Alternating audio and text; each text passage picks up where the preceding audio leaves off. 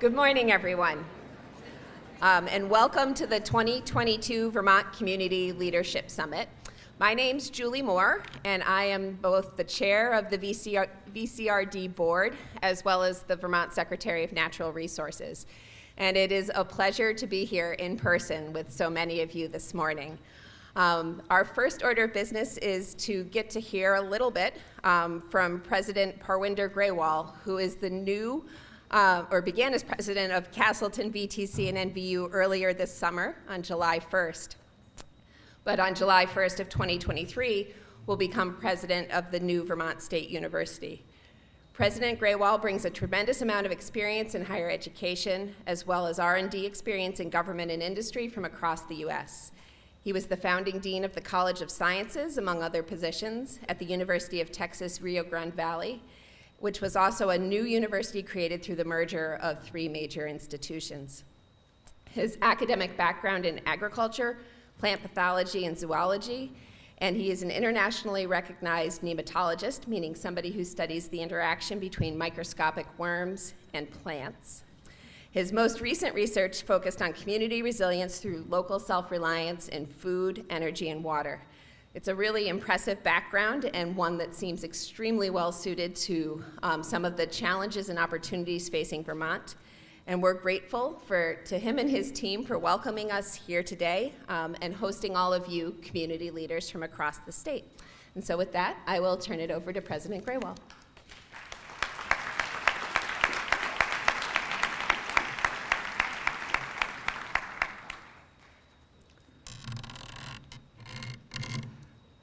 I just want to welcome you all to this particular summit. In fact, I'll just stay behind a little. I'm very, very excited about this summit. There are many reasons for that. It's not just because I'm here and invited to say something, because I relate this to personally. This kind of work, if you engage in community engagement, community development type work, to me it's one of the most rewarding piece of work or any activity that you would ever do. It's from my personal experience at Ohio State University when I was a professor. I engaged with the city of Cleveland after the real estate crisis. They were dealing with issues such as vacant lots, vacant properties, crime, and we engaged along with our students and other faculty with the city, with the local communities, and with community organizers, with nonprofit organizations, to re-envision how we can repurpose those vacant properties. And we ended up developing community gardens, market gardens, and putting in renewable energy mechanisms in those lawns and or vacant properties. That work not only was personally satisfying to me, but I took students that were working with me, high school students, undergraduate students, PhD students, and even postdoctoral scientists. The change that I saw in my students was even more rewarding. They started to think that they are not here just to get a degree. They can actually make a change. They can do some bigger things in their life. They started to form goals. Based on that rewarding experience that I had, we started to develop research to develop community resilience through local self-reliance in food, energy, and water. That work we published, and we received so many notes on that. So many people contacted us about that. So I see that all of you passionate about the work that you do, and I know that it is very, very rewarding work. Based on that, our initial work, when I moved to University of Texas, Rio Grande Valley, we established a formal program in the university called Community Engaged Scholarship and Learning. The main premise of that is faculty and students working together with community leaders like yourself as equal partners in co-envisioning solutions to local problems and building solutions and implementing solutions. And that is now a university-wide program for students that just start within the university, and then they can further engage in with higher level courses as well. So the good news here is why I'm so excited to see so many of you engaged in this work in this small state, that the new university that we will build, Vermont State University, we plan to set it up as a statewide community-engaged university in addition to the mandate, which is to build a hybrid university. So I invite all of you to work with us, to work with our faculty and students. Please do not hesitate to reach out to me personally if you need to do so that we can build those partnerships that are meaningful, that make a difference, that will have impact on our local communities. And that's my personal passion, and I relate that to you because I see all of you do this work from your heart. And especially all those who are volunteers. I love you all because this is amazing that you engage in this kind of activity. So welcome again and have a wonderful conference. There will be a lot of good ideas exchanged here today, and I looked through the program, and it is really an exciting day. Thank you.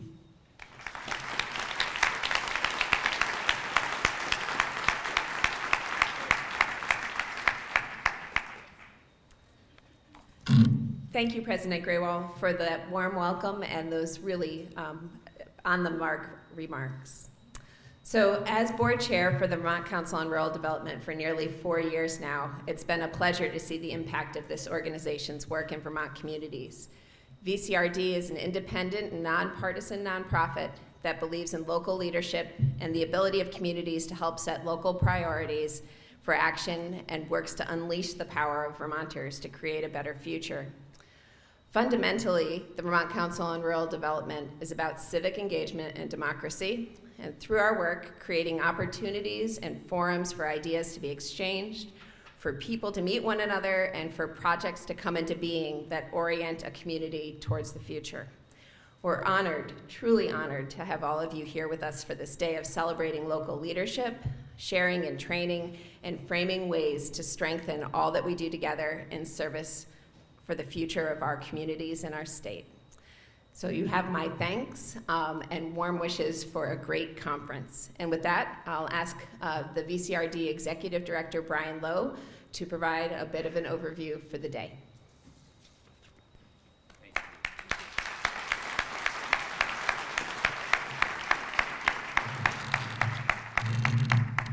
Wow, there are a lot of people here. Thank you all so much for being here. Thank you, President Graywall, for those nice remarks to welcome us, and good luck to you in the important work that you have ahead. Julie, thank you for your leadership of the VCRD board and always pushing us to be thinking about what else we can do for communities around the state. And to everybody here today, thank you. Thank you for giving your time and coming to join with us today. It's exciting to see so many new faces, some familiar friends, and our hope today is that you leave here feeling rejuvenated and recommitted to your work, that you get to see some friends and reconnect after years, and that you get to meet some new people and make some new connections. In a moment, and is this too loud? Can you guys hear me okay?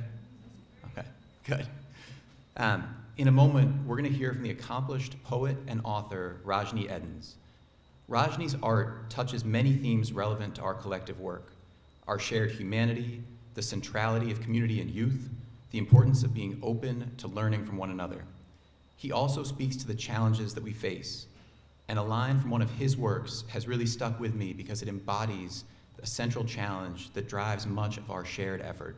He says, as part of a larger poem, that, quote, "American ideals must be a strived for reality rather than a cliche banality." And that is it exactly. As we gather here today to rightly celebrate community successes, successes that will be apparent on panels about creative ideas around housing, new community spaces, successes in the creative economy, or in developing and implementing community-scale climate solutions. What we are really celebrating are small steps towards strengthening or repairing or building anew the civic fabric that binds us and all of our communities together. And as we gather here today and speak of striving for ideals, we need to acknowledge the long history of this place that we love and the many hundreds of years of stewardship of these lands by the Abenaki people.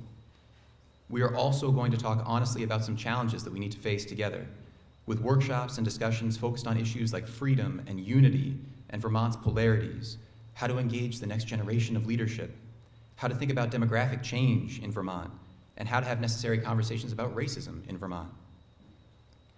Talking and thinking about these challenges is equally or more important than repairing or strengthening, or equally or more important to repairing, strengthening, and building anew the civic fabric that we share and that on which so much depends.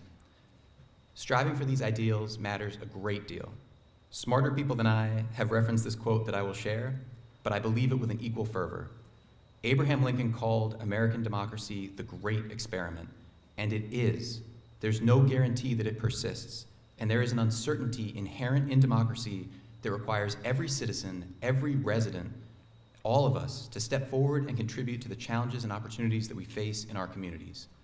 And that is why I'm so excited to be with you here today. So if I can get this to work, on the slide, yes, I did it. I think somebody just lost a bet. On the slide behind me, you can see a map of Vermont with many towns colored green, meaning that at least one person is here from each of those towns.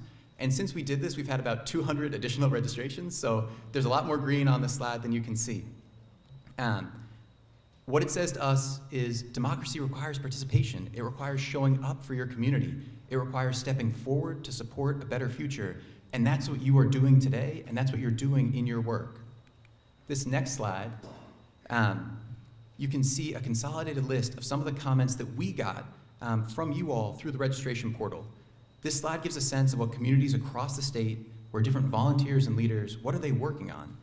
Some of these issues, like housing, are not surprising, but sometimes it can feel like you're working alone, trying to push a heavy rock up a hill. And maybe there's some comfort in knowing that a lot of us are trying to push heavy rocks up that same hill. You can see on the next slide here that there are many different issues we're working on. And this is included in the program because I know it's hard to read from afar, some of these details. This next slide captures some of the biggest needs people highlighted when they registered. This is not simple or easy work, and there are a lot of needs in front of us. One of our hopes as the Vermont Council on Rural Development is that today you'll be able to listen and learn from different speakers and different presenters, hear their ideas, and address some of the issues that you raised when you registered. We have an impressive and talented group of speakers and presenters, and we have the opportunity not just to hear from established leaders and high-ranking officials who have great wisdom to share, but also from volunteers, from veterans, from people with lived experience, from people who never saw themselves as community leaders and still might not call themselves community leaders, even if they are. You have the chance also to learn from experts who are giving workshops on practical skills like leadership under uncertainty, fundraising, how to keep leadership sustainable, and much more. All the speakers and presenters today are people whose work strengthens their community, strengthens our shared civic fabric, and strengthens our democracy. I am really grateful to them for their time and commitment today.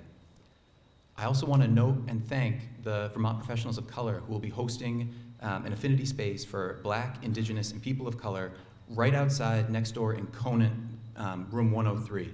Many of the breakout sessions will be in Conant, and that affinity space will be in Conant 103. That space is reserved for Black, Indigenous, and people of color participating in the summit.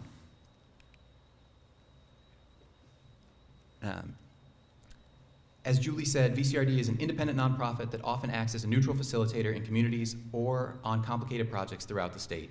We believe in locally defined progress, the potential to build prosperous and resilient communities, and in the marshaling of resources, democratic engagement, and collective action. We know this work is hard.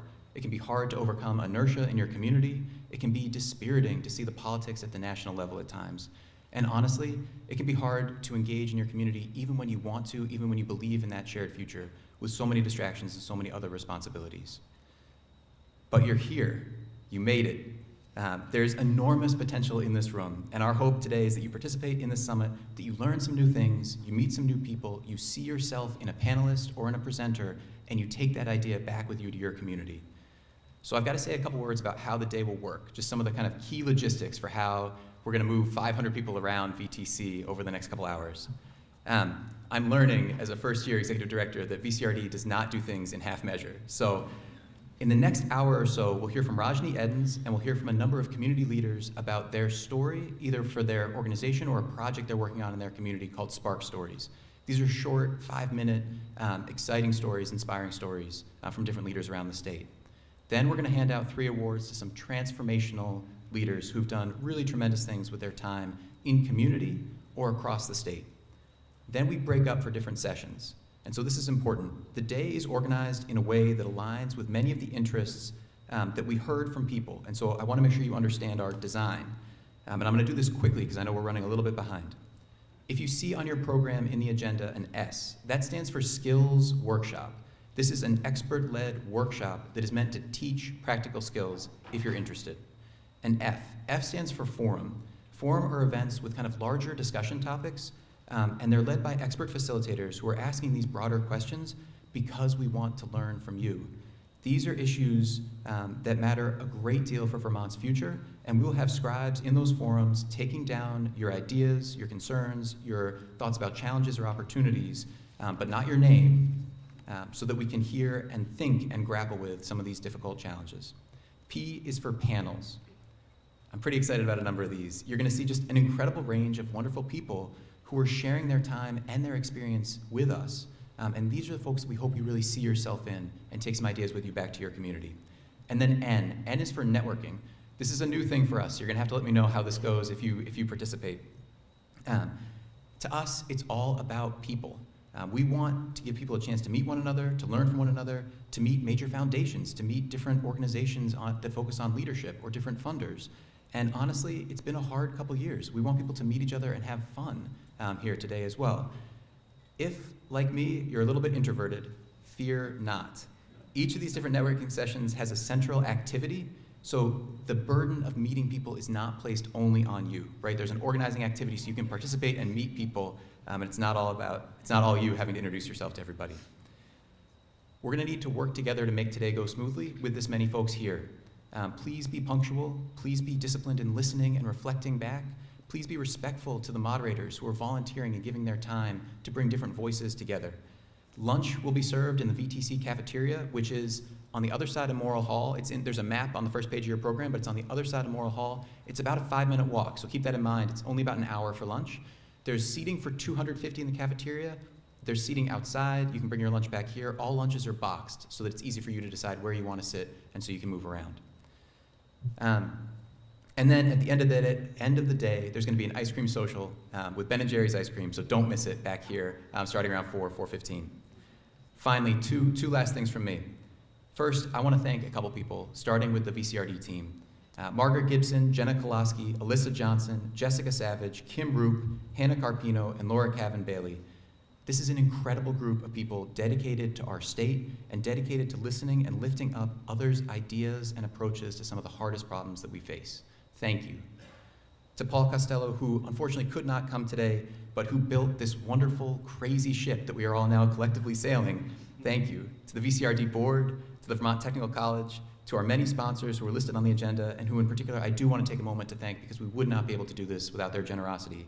Northfield Savings Bank, Velco, the Vermont Community Foundation, the Vermont Humanities, Front Porch Forum, Ben & Jerry's Foundation, VSECU, The Alchemist and the Alchemist Foundation, Efficiency Vermont, 7th Gen, the Tillotson Fund, Union Mutual, UVM's Office of Engagement, Killington Resort, Cabot Creamery, National Life, Preservation Trust, the Small Business Administration, the Vermont Economic Development Authority, Vital Leadership Coaching, VT Digger, and CCTV Productions. Yeah. Thank you.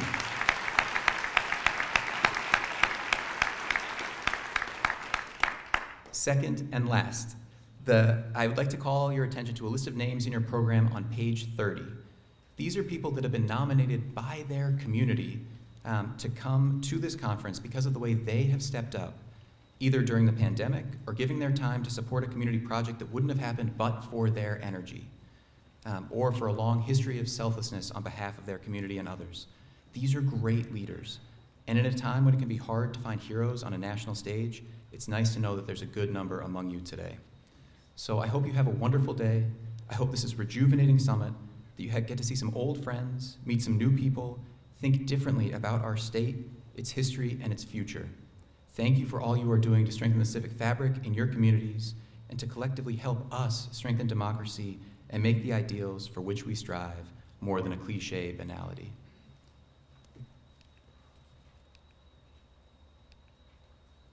I think I missed a couple slides there, sorry folks. Or maybe we're on a different loop, but let me see here. I'll leave it there. And with that, it's my honor to introduce the poet and author, Rajni Edens. Rajni, just a quick introduction, and then we'll pass it over to Rajni. Rajni has been working with community audiences for 27 years. He was the youngest member of the African American Writers Alliance at age 11. Of all the testimonials and descriptions of Rajni's work, I thought I would share an excerpt from the accomplished Vermont librarian Barbara Shatara. She says, "I am struck by the many ways Rajni Edens has enriched this library and our community. His work in schools, the Young Writers Project, the Clemens Farm, and as an artist and performer at Area Ventures has expanded the audience for poetry and the spoken word. His mentorship and workshops have inspired writers across generations. His readings took my breath away, and the poems have a raw power to them that Rajni brings to life in his readings." Please join me in giving a warm welcome to Rajni Edens.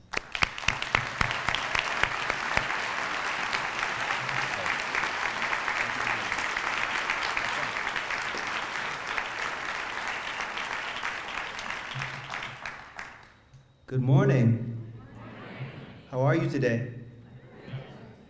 Blessings. It's good to see each of you. It's definitely a blessing to be here with you all. I'm going to share a little bit about my story in a few pieces with you, and I hope that you will find it inspiring, encouraging, empowering, and challenging, all fundamental aspects of leadership and service to community and to each other. The first thing I want to share with you is I stand on the shoulders of the people who came before me. My mother, Randy Edens, is the founder of the first Black writers group in the Northwest in Seattle, Washington, known as the African American Writers Alliance. So as a child, she would often encourage me to read her pieces with feeling. Feeling was key. So having that emotional connection to the power of word sound power and the music of language is something I came by quite naturally from her tutelage, so please give her a hand.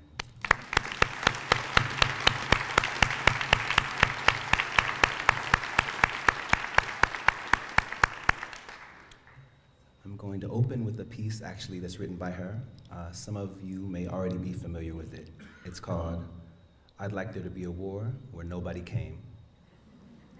So it is call and response. When you know your part, please, I invite you to sing along.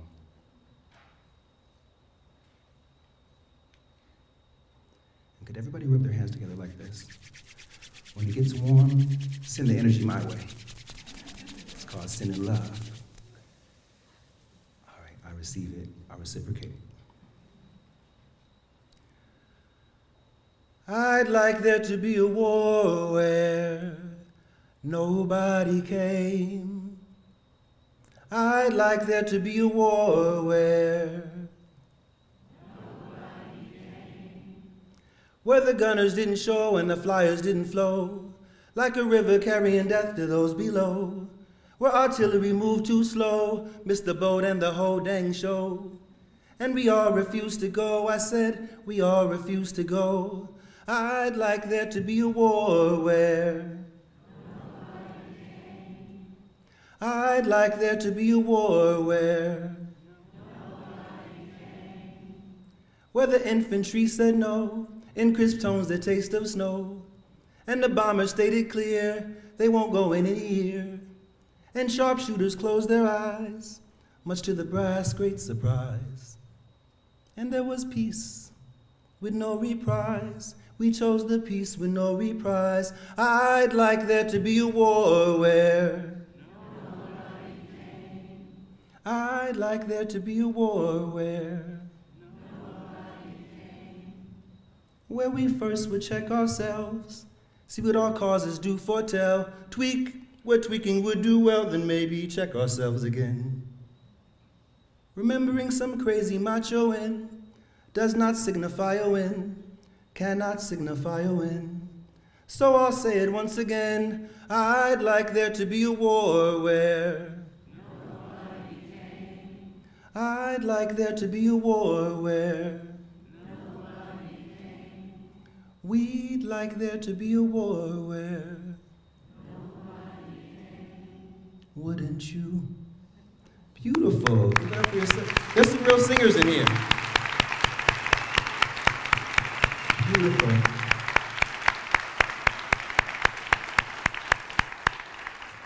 I think it's important to start with that particular piece, not only because it came from my mother, but also because the messaging behind it speaks to us not compromising with warfare, with honoring that peace is a vital right of humanity, that our love for ourselves and for each other is a key component to any leadership we exemplify. My time in Vermont, since I moved from Seattle, Washington some 12 years ago, has been challenging in many ways, dealing with a lot of microaggressions and assaults on my character for speaking truth about my experiences racially. It taught me about the kind of guise of the Northeast, how Malcolm spoke about the wolf and the fox, and the need for more sincere transformation that speaks to the value of humanity from Africa to the present. So I'm glad I was fortunate to have the upbringing I had that has allowed me to be able to alchemize the things I experience to heal myself and to hold space for teachable moments. So in light of all of the brutality that Black people have experienced in this country, and seeing through that lens as an undergirding connection to all of our humanity, I share my art in this vein. So this is a piece that was written shortly after the verdict of George Zimmerman, who was acquitted for killing Trayvon Martin. And it's been spoken many times since, especially during the year of 2020, during the time of more active global uprisings and protests. So I share this with you for that purpose, to empower you, to challenge and grow, to encourage and inspire you.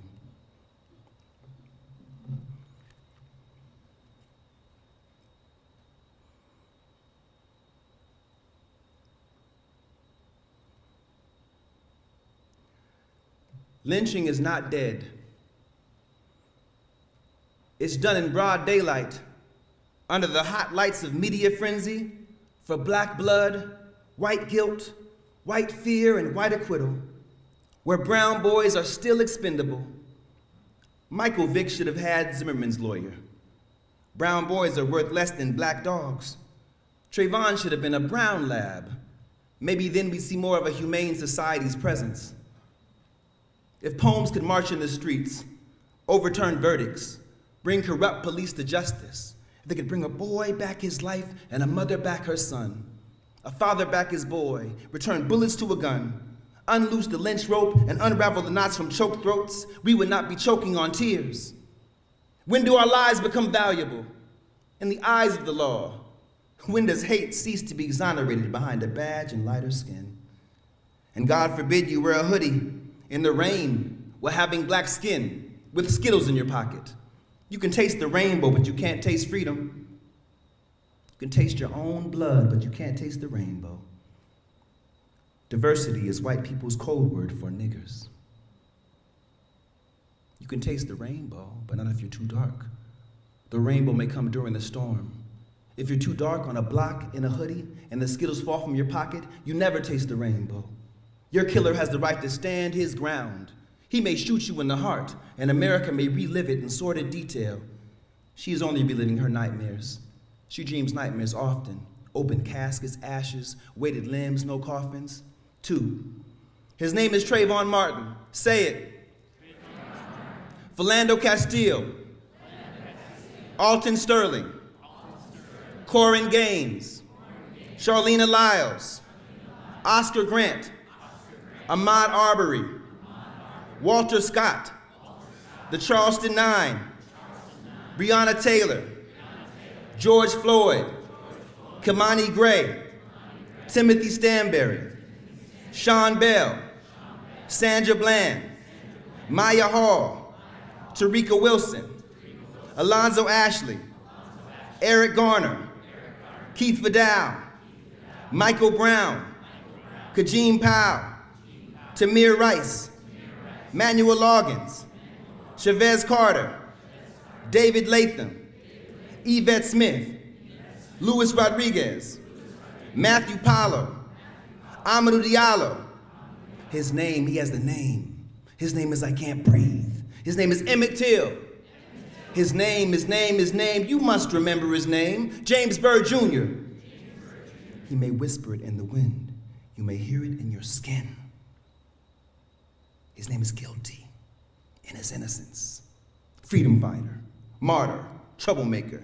His name, Malcolm X, Martin Luther King, he has a name. His name is Black Boy, blacklisted, blackballed. His name is Black Power, black babies in the black market for green cash. Stolen life, tied to a tree, burnt at the stake. His name, probable cause, the Negro problem, chalk outline, white man's fear. His name, ear for souvenir. His name, Black Nigger Boy. Fred Hampton, Huey P. Newton, Medgar Evers. His name saves lives, mobilizes movements. His name is Watch for a Black Messiah. Bullet to the heart, boy in jaws of wolf. White girl called rape, whistle too free, head too high. His name looked me in my eye, his name must die. Gangster, thug, menace, stereotype. His name is wretched like demon. His name is taken to the Iron Bridge on Main Street. His name's legs are pulled until his neck cracks. Stabbed, hung, shot, burned, ravaged by relic hunters. His name is mistaken identity. Scottsboro Boys, Tuskegee Experiments, David Walker. Living, breathing black manhood. Heathen, pagan, no salvation. His name is, you free nigga, now get over it. Kunta Kinte. Stolen African, strange fruit, stranger in a strange land, in danger of deranged hands, enemy of the state, genetic dissenter, asphalt art, bloody memory, collateral damage, white man's burden. That happened so long ago. Chain gang, wage slave, chattel, on the rack, in the irons, on the run, wanted. His name is arthritic hands that felt more thistles than cotton. His name is Put Your Hands Up. Spread them. Stop or I'll shoot. His name is Bang! 41 shots. Assata Shakur. Angela Davis. Breakfast Program. Black Panther Party for Self-Defense. His name is, he has a name. His name is beaten severely, urinated on, chained by the ankles. His name is dragged for 3 miles and decapitated. 81 places have the remains. His name is missing an arm. His name is crackhead, war on drugs, war on poverty, scapegoat, sacrificial lamb. His name is kicked carcass, convict, criminal, thief, drug dealer, victim, still a child whose name will never breathe again. His name has a mother.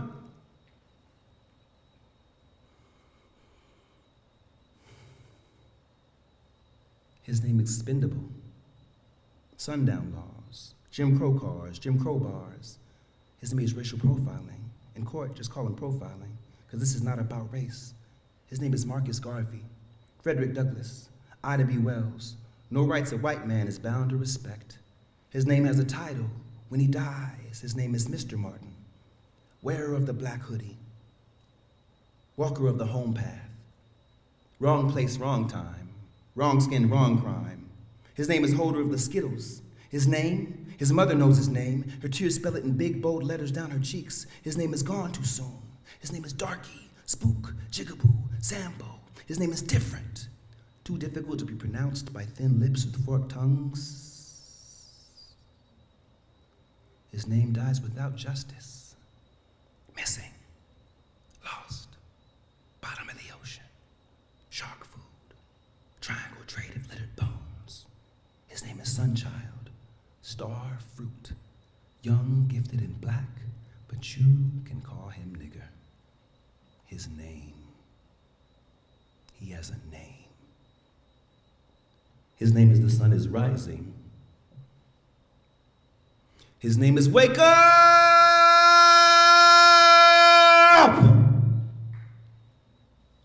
I know his name because his name is mine.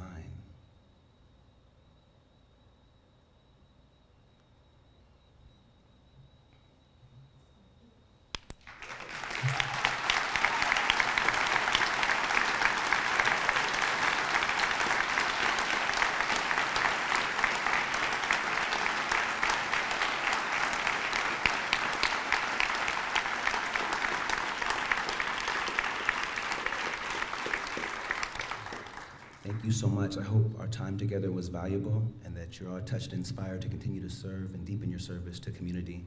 I hope this is a blessed experience for all of you and you find ways to network and coordinate and collaborate in ways that serve us all.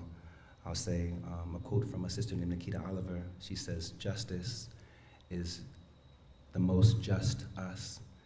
And a quote from my own daughter, the time that's known by few, that time is here. That time is here, and I know soon it will be true. Thank you very much.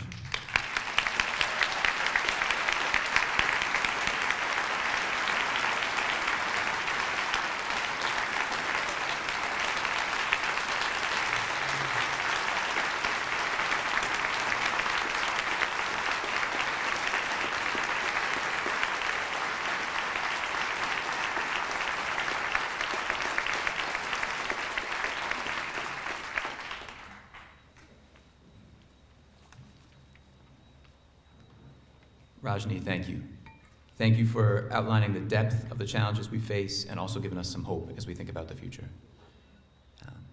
There is no easy way to segue from Rajni's performance and his powerful work, but one way that we want to do that is by lifting up some voices from community to share some Spark stories. And so I would invite the 4 people who are sharing Spark stories today to come sit up here in the front. And I would also like to introduce Allie Richards, who will moderate this session. Allie Richards, as many of you may know, is the CEO of Let's Grow Kids. Let's Grow Kids is driving a movement to refocus our collective attention on the importance and potential of our childcare system here in Vermont. She has served in a number of leadership roles, including the Deputy Chief of Staff for the Governor, and now as the Vice Chair of the Vcrd Board. Allie, welcome.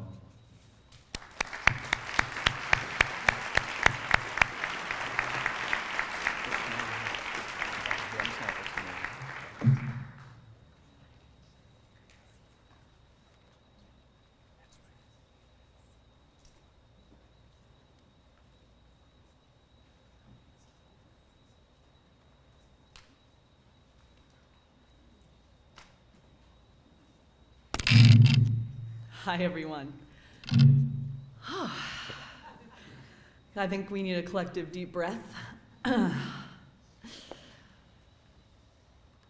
Hi. It really feels like a long time since we have been in this room together, and it feels good, doesn't it? It feels really good. So thank you all for being here today. As Brian said, I'm Allie Richards. I'm the CEO of Let's Grow Kids. We're facilitating a movement to solve Vermont's childcare crisis by 2025, and by doing so, put us on an economic path of stability. But I'm actually not here to talk about that today, for once.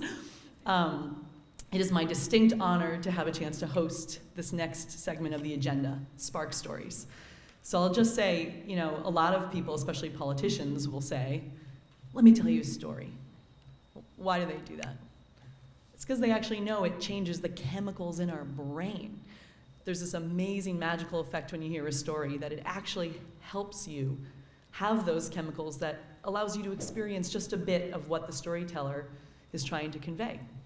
So combine that with my other favorite thing in the world, leadership, community leadership. And I often think, I can't really think about leadership in Vermont without going straight to our motto, and Brian actually mentioned it earlier, freedom and unity.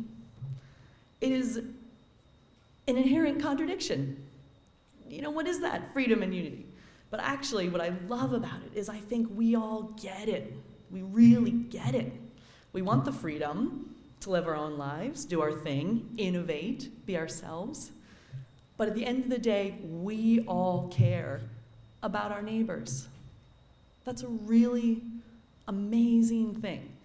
And freedom and unity in its purest form is powerful. And I hope we all just heard a charge from Rajni this morning about how we can continue to recommit ourselves to freedom and unity together here in Vermont. So without further ado, you're about to hear some spark stories from 4 incredible leaders here in Vermont. We're going to start with Ottowe from the AALV, Association of Africans Living in Vermont, where she has worked since 2012. She's currently the Associate Director and Program Manager with a deep experience in communications, program implementation, relationship building, also volunteers across the community, including being on the boards of the Howard Center and Spectrum, Youth and Family Services, and I don't want to give it all away, so these introductions will be very brief as you'll hear directly from these incredible leaders. So Ottowe, please come up and tell us your story.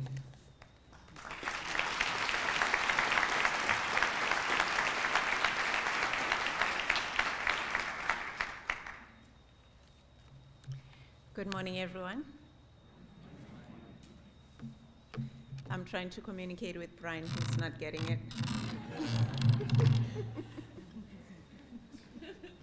So let us see, Brian. Come on. Thank you.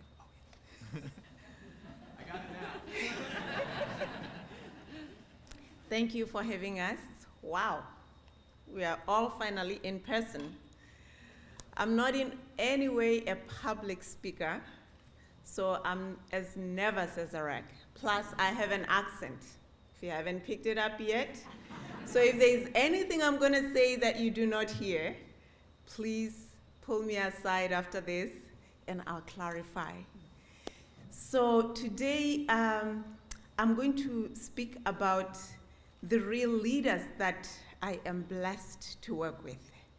The real leaders that come to Vermont and make the beautiful tapestry of Vermont what it is today, to add into color, to add into diversity. I don't know how I follow that beautiful poetry.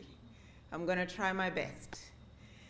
I work for the Association of Africans Living in Vermont. AALV is an organization that serves all refugees and immigrants from across the world. Whoever gets through our doors, they get the services that they need. If we do not have the services in-house, we do refer to our partners. We believe in community building. We believe in collaboration. We can never build the community, or as we say in most of our countries, raise the children alone. It takes a village, and you are that village.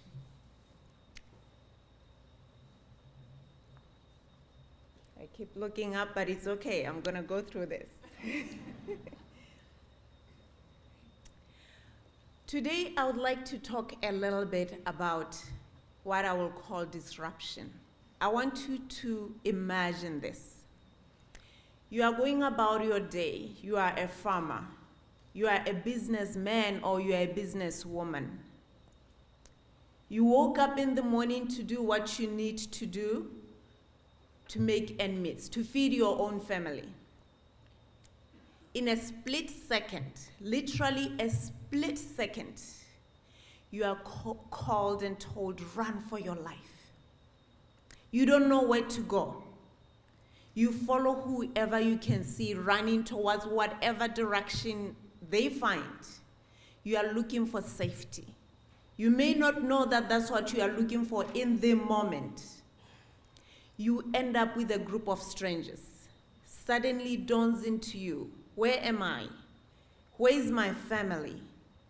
Where are my children? Where is my home? Where am I? You stop, you think, you realize that you have lost everything within that split second. The most important thing that grounds you, your family, is nowhere to be found. but yet you gotta move on. You have to go on as if nothing just happened. Think about it. You form a new family within a span of hours with whomever you find yourself with. You start thinking, where am I going next? You plan in the middle of the night. You may be in the bushes. You don't know exactly where you are. You move around. Eventually, you find some sort of safety. You form a village in the middle of nowhere. You call that a refugee camp. In that refugee camp, you have to build your life again. With no family, with strangers, no children. You don't know anything at all about your family. Red Cross comes in. All other organizations come in. They try to help you. Sometimes you may reconcile or reconnect with your family. Other times you may never know where they are. They may be killed in the middle of the war. They may be surviving somewhere, and they are also looking for you. Your life has been disrupted just like that. You try your best to forget everything. It never goes away. You leave your own people. They will always be in your heart. In that refugee camp, you form your own family, a new family. You have to do it. You don't have choice. Suddenly, somebody comes in and tells you, I have some sort of safety for you. There's a country somewhere in a state called Vermont that is willing to take you in so you can rebuild your life. Remember, you just tried to rebuild your life in a new space that you cannot even define. You get some hope.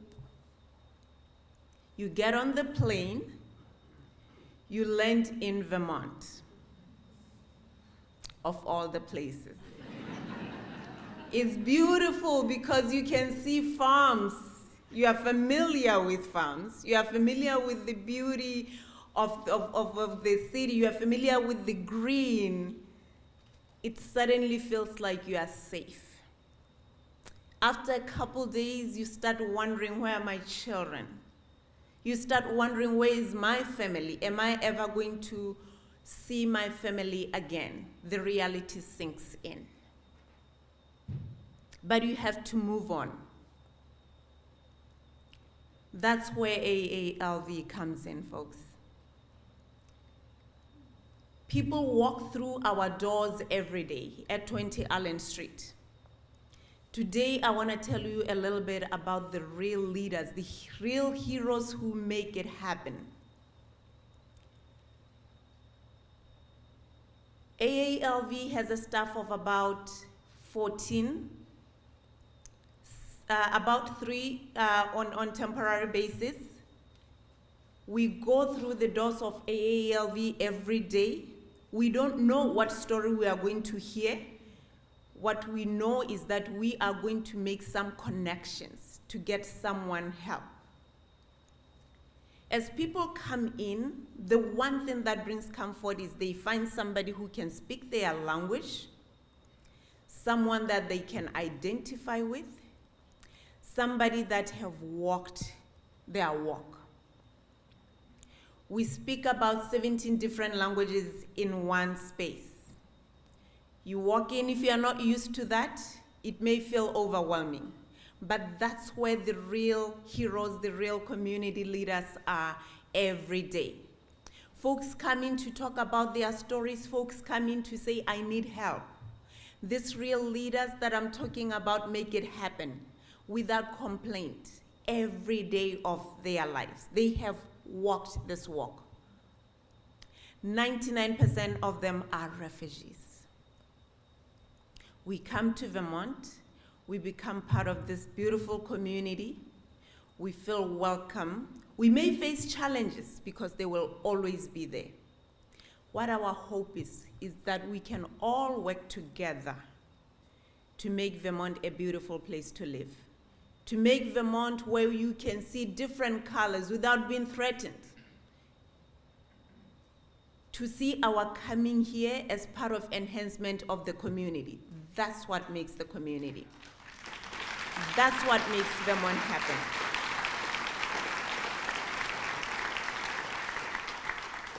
And on that note, Jacob and I, as well as the team at AELV, would like to thank you all for giving us an opportunity to tell you a little bit about who we are. Thank you.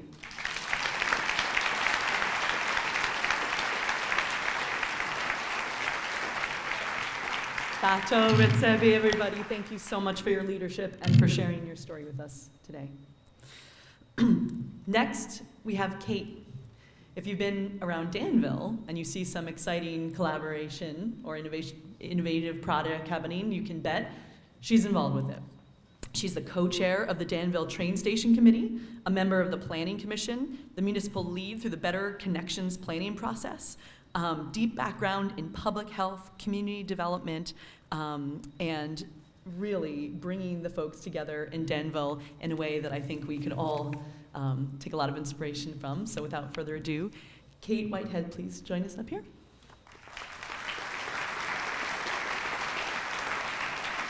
Good morning. Thanks so much for having me. I wanted to share just a little bit about my story and my path that led me here and some reflections on community leadership and what it means to me. I grew up in the Northeast Kingdom of Vermont. My parents were both educators, my dad a coach.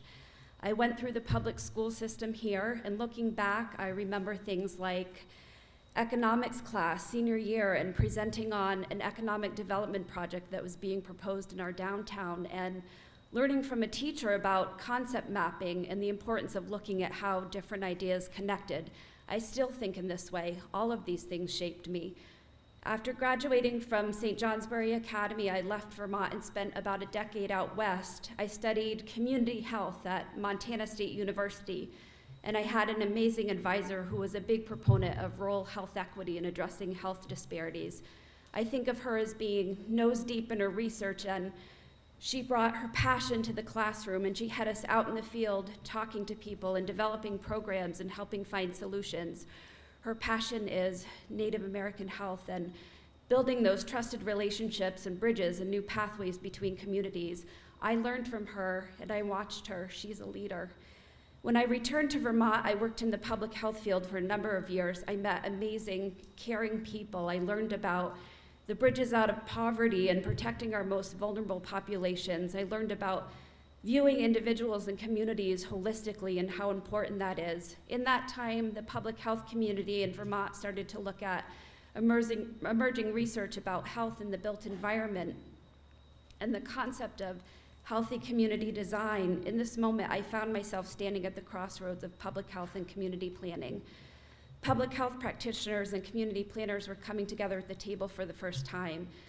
And what did this require of all of us? Well, a willingness to be open-minded and challenge the way we were all used to doing our work and looking from a new perspective, a new lens, and learning a common language. We talked about how health related to local and regional policy. We talked about community infrastructure and how we could be intentional about designing communities that support health.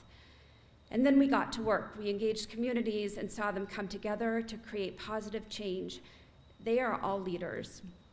Not long after moving to Danville, I joined the Planning Commission. I had attended a community meeting and was asked by one of the members, and I was so honored by that. I've seen over the years how dedicated this community is, how active the local organizations and community groups are, and their shared values of neighbors helping neighbors and community service. We've done a lot of work in Danville around planning for the Lamoille Valley Rail Trail and the historic Danville train station. We were awarded a Better Connections grant in 2018 that modeled cross-sector collaboration, health, transportation, and economic development. It brought in regional and state planners to support our team at the local level. It was a partnership. We looked to them for guidance, and they turned to us as well in this notion of community as expert. They would offer support, but also empower us to lead the way. This is what leadership looks like. This led to one fall morning of 2018, a group of us in Danville cleaned out the old passenger side of the train station. We moved storage items out, we swept the floors, we wiped the woodwork down, we cleaned the windows. We brought coffee and muffins from the local bakery and invited the community to talk about the train station's future. And now, there's an incredible team of talented people working together to restore this historic building, a part of who we are as a community. We sit together, we talk about our values, and we support each other, and we're excited about the future. And we're building this house of belonging, a community hub, breathing life into it and watching it come alive. To me, leadership means seeing the innate health in people, focusing on that, and viewing them holistically and not just in parts. What you see is what will emerge. Keeping the vision alive, being a voice for possibilities, giving individuals and communities enough space to become who they are supposed to be. They're intuitive and resourceful and have an incredible ability to self-organize. Leadership means knowing that we all have a deeper story and looking for the lessons in your own. It means challenging your perspectives and being able to step outside of yourself and then listening to others. It means commitment and showing up with an open mind and an open heart and doing that inner work. It's so important. And sometimes it means wiping the dust off an old window to let the light in. Thanks for having me. Thanks for listening.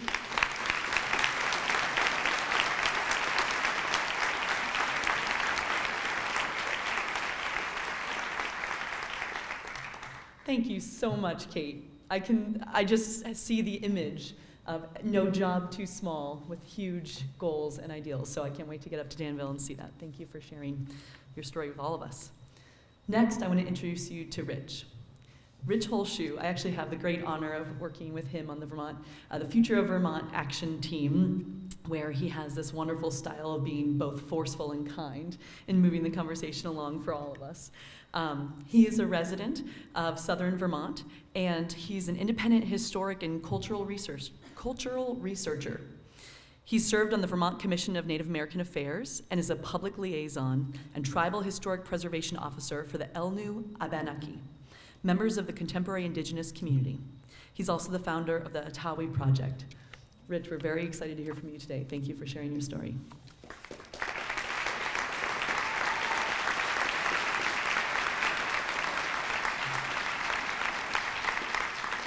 Uliwani, Allie, thank you. Kwai Nidombak. Paakwanonguzian. Wigodam Namyolan Pamgiskak. Indelewizi Lisa. Indayuan Tastagak Tali Sukwakik. Ulipayo Indakina. Uli Sponzawiwi. Good morning.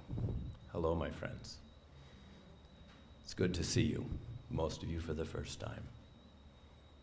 I am called Rich. That is the name I am known by, not my financial condition. We are known by others. We are created by others to a great deal. I am from what you know as Brattleboro, traditionally known as Wantastagok, in Sokoke Abenaki country, down the Connecticut River toward the Massachusetts border. The Sokoke people, their friends, relatives, allies, have been here for 13,000 years. A long time. Asquan Oldi Bana Yodali, we are still here. That hasn't changed. Nothing changes, and everything changes. So here we are. Nia Elnu Wombanaki, I am a citizen, a member of the Elnu Benaki tribe in the southeastern part of this state, one of the 4 state-recognized tribes. That process began in 2010, not so long ago, compared to 13,000 years. This state is just beginning to grapple with that reality. Histories are subjective, completely. We have been told a certain history, It's incomplete, and much of it is untrue, but we can relearn, and we can come back together and complete those truths. I am founder and co-director of Ottowe Project. It's a nonprofit devoted to cultural education and to uplifting the contemporary Abenaki community in my area. Place-based, place matters. Place is everything. That's where your community is. And you have to respond. I also work statewide. I have served on the commission in the past and may do that again. And it's an honor.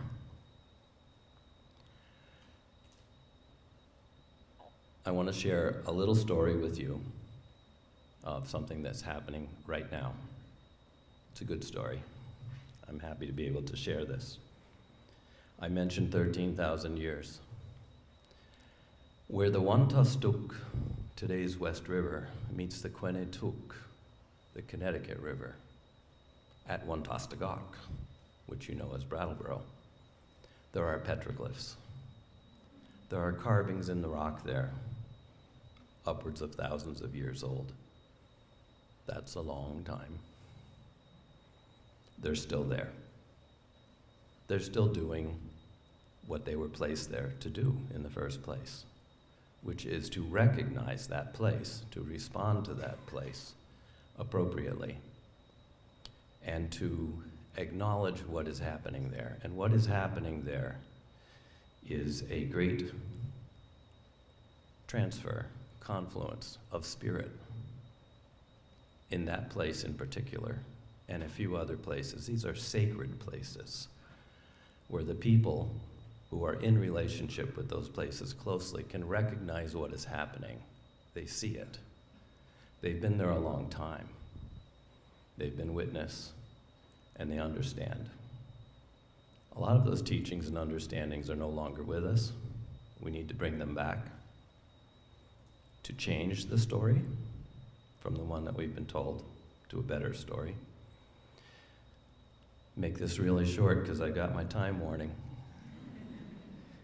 At this confluence where these petroglyphs are, a little piece of land adjacent to them was going on the open market this summer. We've known this was going to happen. We were trying to be prepared. All of a sudden the time came. Caught us a little off guard. We sprang into action. 2 acres of land worth $320,000 on the open market. This little piece of land is right in the middle of Brattleboro, prime residential area on the water. Sprang into action, and with the help of the community and the communities, all of you, many of you may have participated in this. Within 6 weeks, we raised $380,000.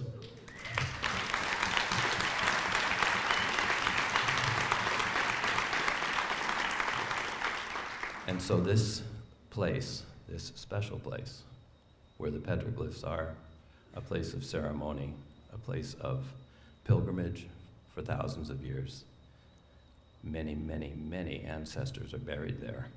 This land should never be disturbed, will not be disturbed. You're welcome to come visit someday. By the end of this month, it will be under the stewardship of the Altowe Abenaki tribe.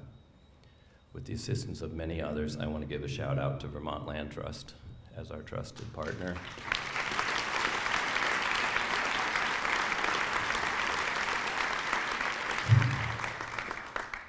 I'm going to also take this moment to give a shout out to my next door neighbor, Becca Ballant.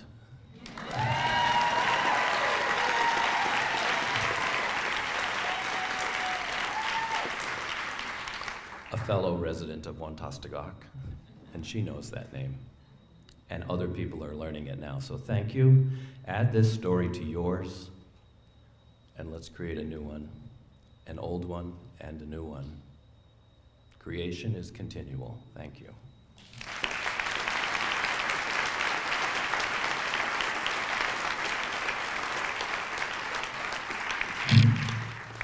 Thank you so much. I think you've made us all that much more rich with your knowledge and perspective. Thank you. Sorry. Finally, we have Nick.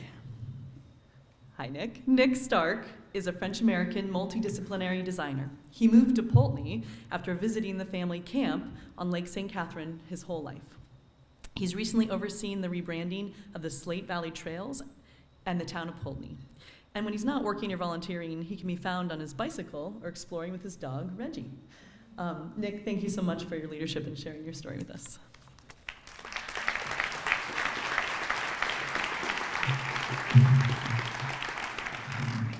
Hi, everybody. So I go to France tomorrow for my cousin's wedding, so I'm a little rusty. You can help me practice. Bonjour. Merci. Super. Alors.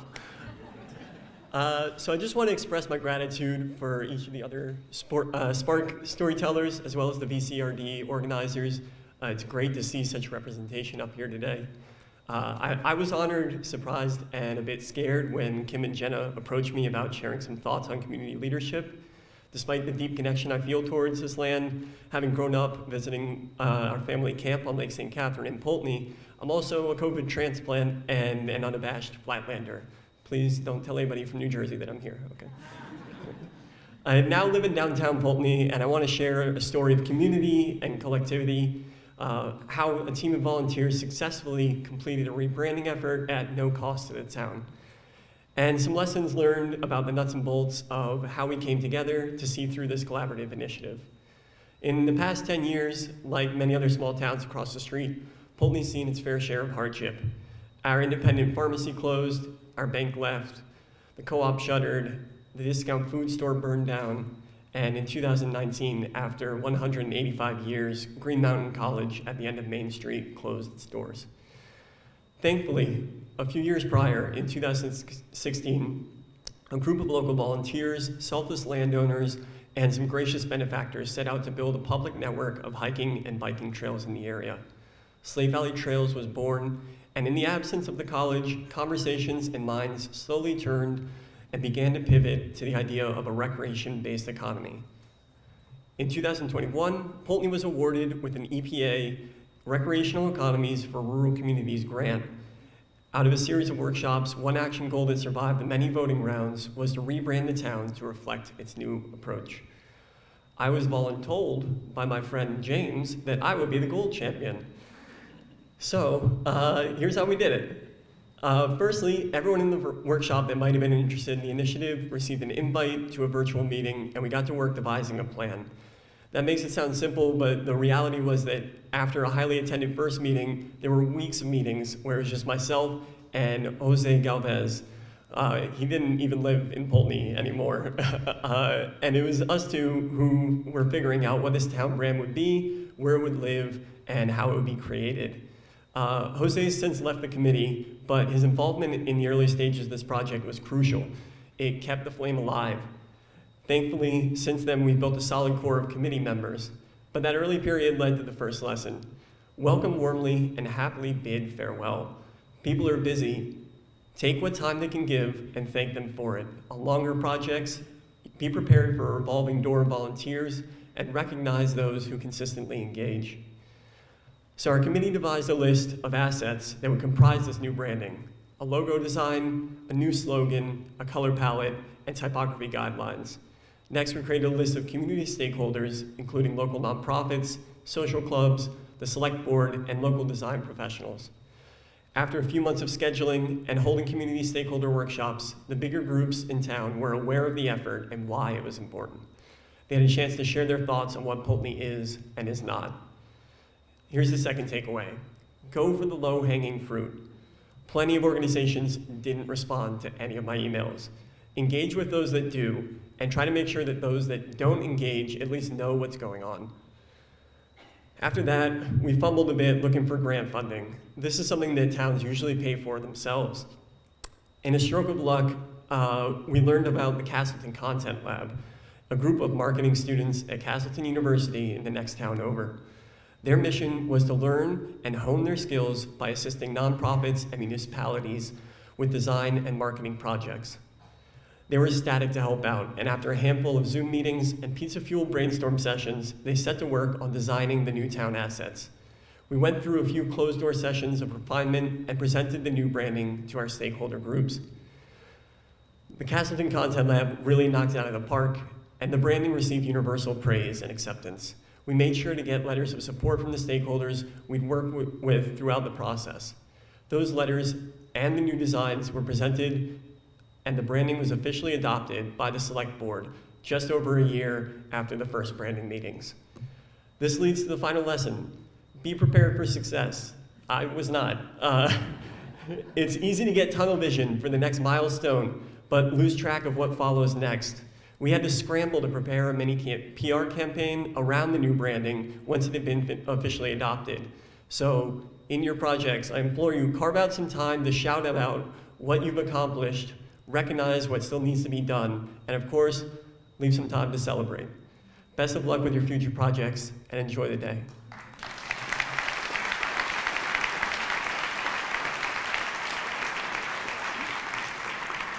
Thank you so much, Nick. I just want to quickly also acknowledge Ottowe brought today with her some community members and colleagues who are joining us in the bleachers. So just want to say hello and thank you so much for being here.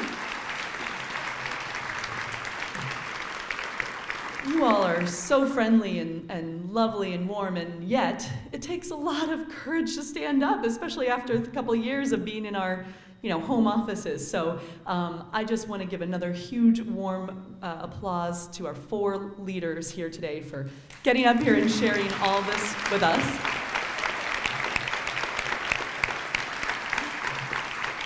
I think we should let Nick have the last word and be prepared for success. All of you being here today, this amazing, inspirational local community leadership tells us it's possible. So thank you all so much.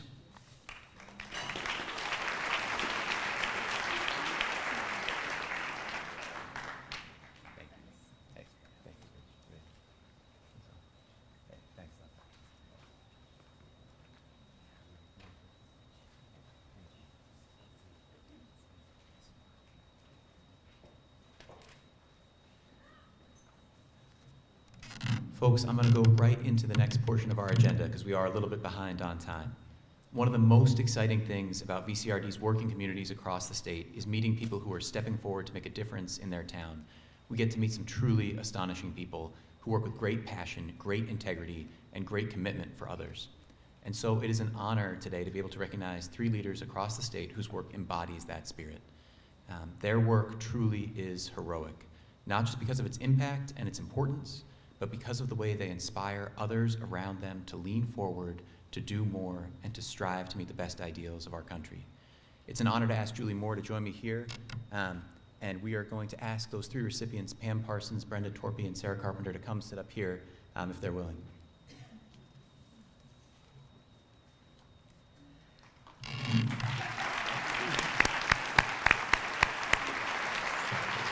And there will be much more time for applause too, don't worry. And while they're making their way to the front, there are seats up here if anyone standing along the back would like to find a chair. Great. The first award we're going to present today is the Community Leadership Award. And this award is presented each year to celebrate a Vermonter who exemplifies dedication, integrity, and honorable service to community and to rural Vermont, and who has had a transformational effect. We present the award to highlight the work of community heroes who epitomize the best spirit of local community service, who are volunteers, not paid employees or elected officials, and whose work has made their community a better place. This year's Vermont Community Leadership Award is being given to Pam Parsons of Richford. Pam has an incredible story of commitment to her community.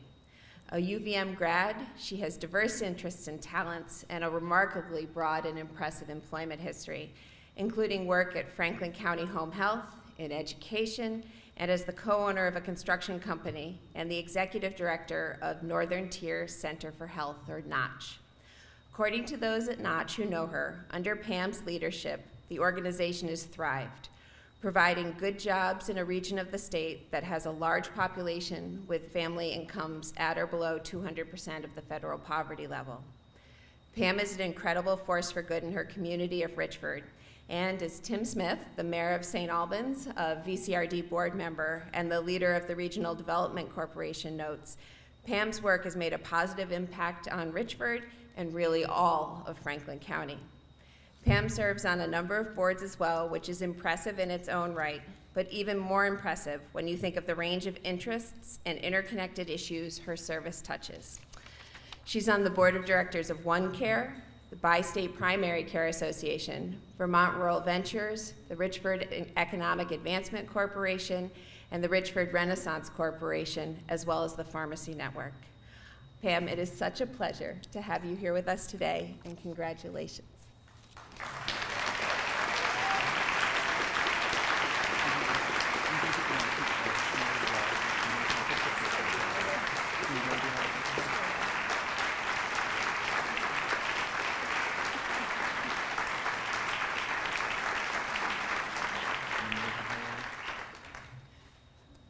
And a giant bag of cheese. I'm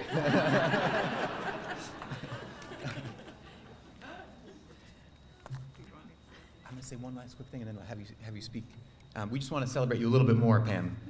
There are a couple other stories as we were talking to Pam's friends and colleagues that we learned, and I just want to share very briefly a couple of those because they are truly astounding.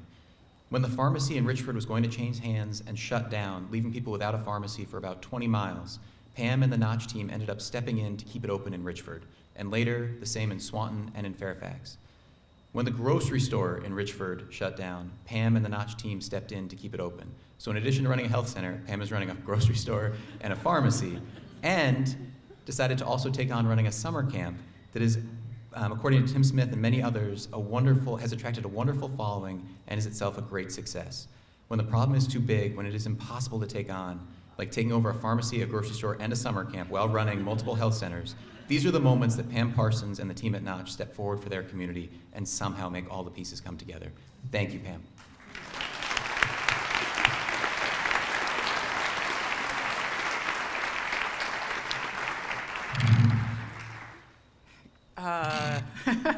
Thank you. Sometimes you don't think about all these things, and if you did think about it, you might have said no. Is that the lesson we should take away? No.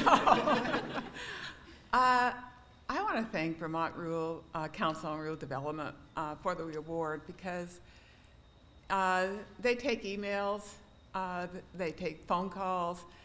Yes, we took those things on, but they were willing to listen to what we're trying to think about and willing to show up for the grocery store, willing to show up in Richford, give us guidance. We knew it was going to be hard work, but we needed help and direction. And that's what the Vermont Council on Rural Development continues, I think, to bring to many communities. I also want to acknowledge two other women that were central in making Notch, Northern Tier Center for Health, what it is today. Carolyn Coons, retired nurse who passed away in 2011, and Marcia Perry. The three of us would plow ahead at times, even when we were told it couldn't be done. Marcia gave me a quote from Eleanor Roosevelt that is still on my desk today.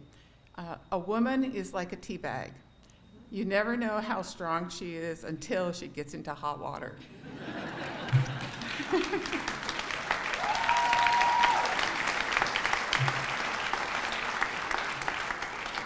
As you can guess, we did get into hot water, all for the right reasons. Northern Tier Center for Health grew out of a small rural health center in Richford in the mid-90s. We now have 8 medical offices providing behavioral and primary care health, 2 large dental practices with about 17 dental chairs, 4 pharmacies, a grocery store, 2 summer day camps, one in Richford, one in Swanton, and over 20,000, we serve over 20,000 patients. I also want to recognize my board that supported all the crazy ideas that we had. And of course, it's the staff.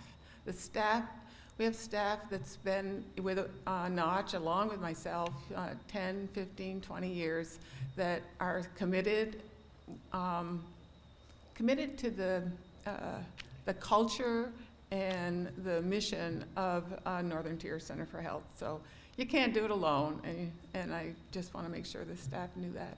So thank you.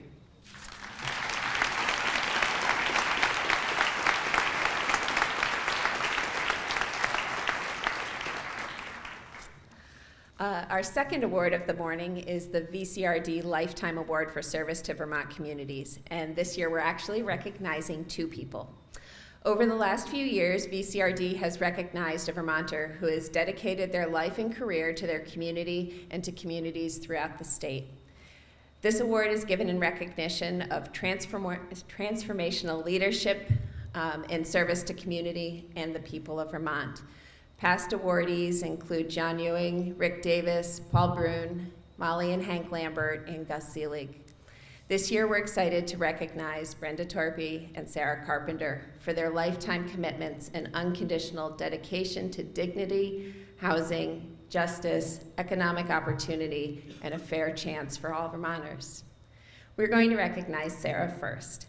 Sarah Carpenter's service to Vermont has taken many forms. Sarah was elected to the Burlington City Council in 2020 and serves on the Community Development and Neighborhood Revitalization Committee, the Charter Change Committee, and is chair of the Human Resources Committee. She served as the executive director of the Vermont Housing Finance Agency from 1998 to 2018, which is an organization dedicated to promoting affordable, safe, and decent housing opportunities for low and moderate income Vermonters. Sarah is also the chair of the Vermont Rental Housing Advisory Board and served as executive director of Cathedral Space Corporation from 1983 to 1998. And I had the opportunity to get to know Sarah through her work with the Vermont Housing Conservation Board. I'm going to turn the mic over to Brian for a few additional words. Thanks, Julie. There's a lot of work and a lot of passion and a great deal of impact in people's lives tied up in the short biography that Julie shared. And as with Pam, the more you learn, the more impressive Sarah's work becomes. From her work building composting toilets in rural parts of the state, through her service in the Burlington City Council, which began in the depth of the pandemic, she has found creative ways to support communities across the state in many capacities. In calling some of Sarah's friends to learn about her before today's events, a couple themes really shine through. She's committed, she cares deeply about people. She is analytical, she might be the smartest person in the room. She has a strong and successful advocate for providing services alongside housing, starting with her work helping elderly Vermonters, and that work has become a template that has been used by many other social service providers. And Sarah builds, not just housing, but institutions. She builds the structures that help people build community. Sarah, it is a great honor to recognize you today.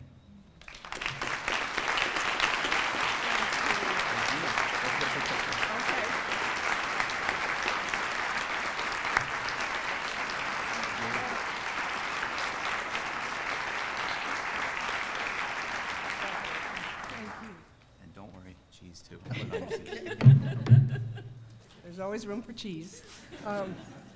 I truly am so honored to receive this award from all of you, from the council, and mostly honored to serve with my wonderful colleagues. You've heard a lot about community connections. Today's about community connections. I've connected in various ways with these women for, I think, over 40 years, hate to say it. We all have a Franklin County connection. Brenda did some community services up there. Pam and I have a mutual friend when I was working for the Office on Aging. So that's how things start. And I'm just so proud to perhaps be honored for that work. Brian mentioned my little scheme on getting composting toilets to folks, older folks, and if, as we now age, you know how important indoor plumbing is. And that was really my open eyes to the needs of rural Vermont and our housing needs. And that sort of launched me into my lifelong career of housing and understanding that everyone needs a place to be. You know, we have wonderful community services. You all are doing great community work, but unless you've got a place to be, a lot of that can't be delivered to you. We can't get your child to school, we can't feed you, we can't educate you, we can't deliver health care to you unless you've got a place to be. And I'm proud to have worked for two really wonderful organizations who supported me in being able to bring that out to the community level and provide some really very innovative programs. As Pam mentioned, and I'm sure Brenda will, we rely on our staff, and I have had wonderful staff over the year. My successor, Maury Collins, is here, carrying on, I know, and others from her staff, and I'm sure there's folks from Cathedral Square. And I'm just so proud to be part of this big network. Some people perceive me as maybe being a little Burlington-centric. I'm Vermont-centric. This state means so much to me, and we're the little engine that could. All 644,000 of us, we can make things happen, and you are all part of it. So thank you for taking the time to recognize me, and let's get all that work done.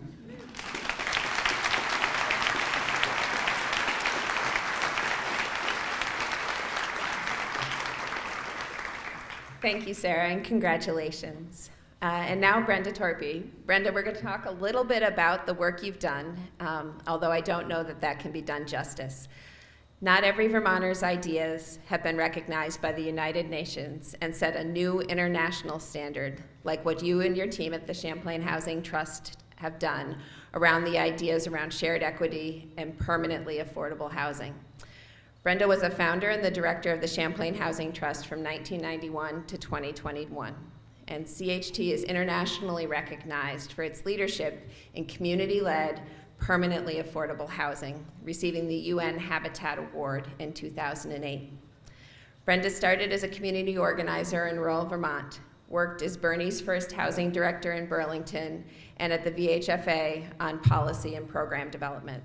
She formed and led Northgate, a nonprofit which acquired, preserved, and improved 336 at-risk affordable rentals on behalf of the tenants who now govern it. Brenda was a Ford Foundation leader for the Changing World and has served on the advisory committee of the region's home loan and Federal Reserve banks and the boards of the National CLT Network and successor Grounded Solutions Network. Brenda now leads technical assistance for CHT, providing direct training and technical assistance on these models across the US and internationally. I'm going to have Brian say a few words as well. So like Pam and Sarah, Brenda's professional accomplishments only begin to speak to some of the contributions that she has made. The incredible list of things that Julie just shared don't explain what John Davies called the, quote, impossible hours, standing up a new organization called CEDO, the Community Economic Development Office in Burlington, and the Community Land Trust. It doesn't cover the collaboration and innovation that came with designing and implementing Burlington's inclusionary zoning ordinance, or the critical moments sitting around a table in the mayor's office in Burlington making the case to save Northgate. And of course, famously, it doesn't give all the detail on the long effort that her friends say, and I love this, quote, exhausted many, many lawyers on the way to shared equity and permanently affordable home ownership. Her friend Amy Wright talks about how Brenda just has this, quote, knack for putting things in a way that can be understood, and how that is equally vital alongside her energy and determination and laughter in getting things done. Gus Seelig, who knows a few things about housing himself, when asked, had this long pause and said simply, Brenda is in a class of her own. He went on further, and I'm paraphrasing now, not a direct quote, but the concept of a community land trust, the impact of Northgate on even the creation of VHCB, the broad recognition of shared equity, Brenda's involvement in some of the most complex housing deals in Vermont's history, the tremendous growth and continued success of CHT, now under Michael Monte's leadership. These are all a testament to her outstanding and transformative impact on many communities in our state. In addition to this energy and relentless work ethic, Brenda is somehow the person who can be both a ferocious advocate, fighting with great empathy for the poor and the dispossessed, as well as a person of tremendous patience and above all kindness in the face of these challenging and vexing problems. And I can attest to that firsthand. Brenda, it is a true honor to recognize you today. Thank you for what you've done and for what you've built here in Vermont.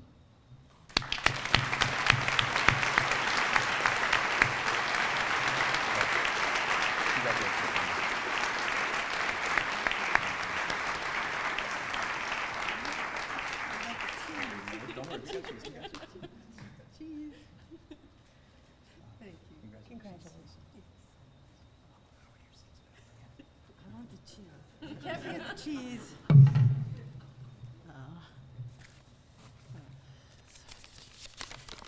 Oh.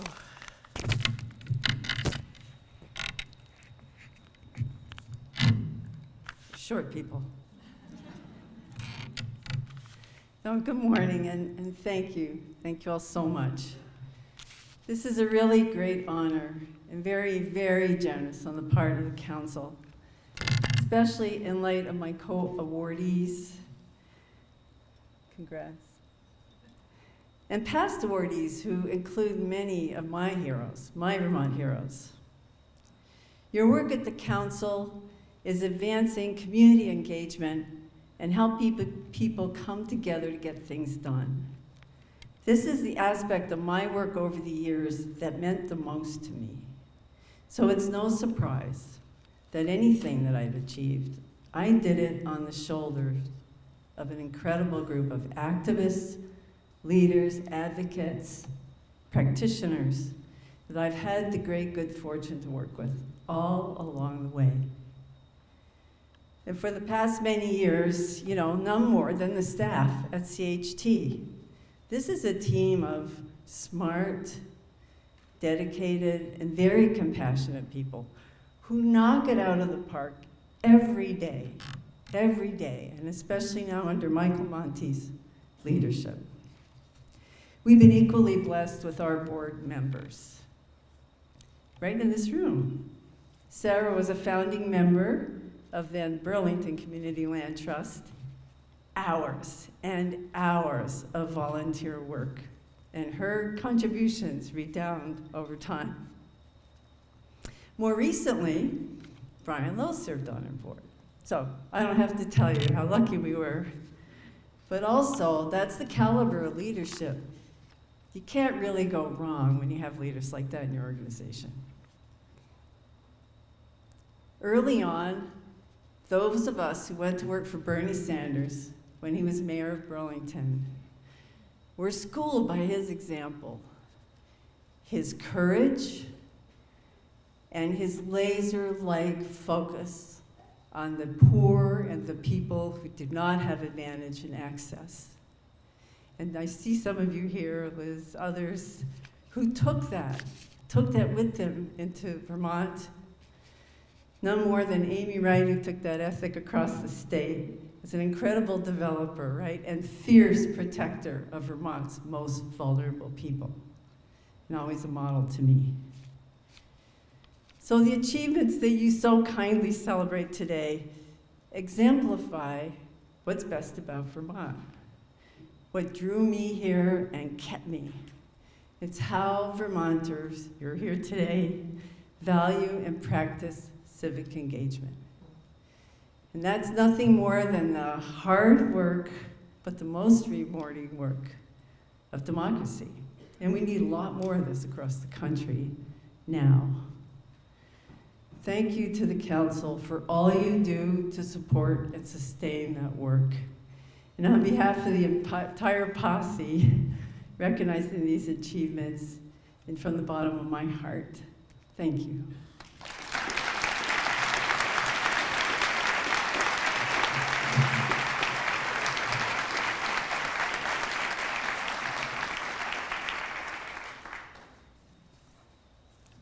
Somehow, impossibly, we're back on schedule as well.